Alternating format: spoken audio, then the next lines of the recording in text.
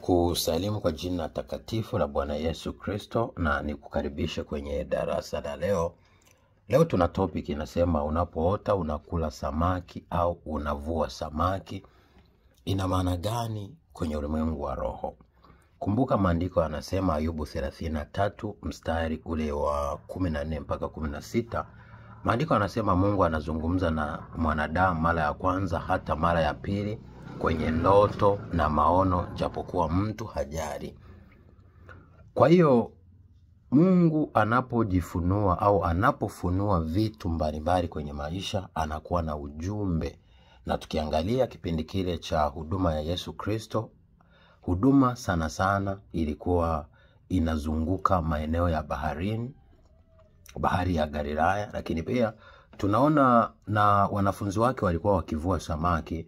Lakini pia tunaona wanafunzi wake hao Petro anamwambia kuanzia sasa hutovua samaki bali utaanza kuwavua watu. Lakini pia tunamwona anamwambia Petro, nenda kwenye bahari kavue yule samaki atakayezuka kwanza, alafu kwenye mdomo wake toa shekeli ukalipe kodi kwa ajili yangu na kwa ajili yako wewe. Kwa hiyo samaki kwenye ulimwengu wa roho kuna maana kuu mbili za Mungu. Kwanza, inaashiria baraka za Mungu, lakini pia inaashiria kumtumikia Mungu. Sasa unapoona unavua samaki, hizo ndoto zikawa mfululizo, ina maana Mungu amekuita kwa ajili ya kuwavua watu, kwa ajili ya kumtumikia kwenye kitengo cha kuwaombea watu, kuwatoa watu kwenye maji.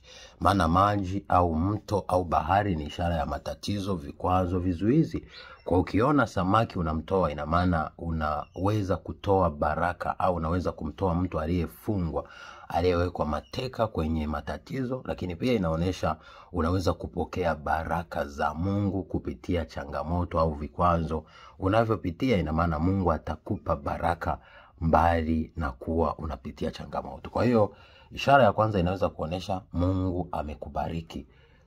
Tunaona samaki wanazidishiwa, wakina Petro wanazidiwa na samaki, zaidi ya samaki 153 unaona zinatokea. Lakini pia tunaona asilimia kubwa Yesu Kristo alikuwa akiwalisha chakula cha mikate na samaki. Lakini pia tunaona Petro na wanafunzi wengine wengi walikuwa wavuvi wa samaki, na Mungu anawaambia au Yesu Kristo anawaambia kwamba kuanzia leo hamtowavua tena samaki, mtaanza kuvua watu. Kwa unapoona unavua samaki au unakula samaki, ina maana Mungu anakuonesha unapokea baraka za Mungu, lakini pia ameweka wito wa utume au wito wa kumtumikia Mungu na kuwavua watu kwenye matatizo ili waweze kukombolewa. Nakupenda. God bless you. Be a shining star in Jesus' name. Shalom.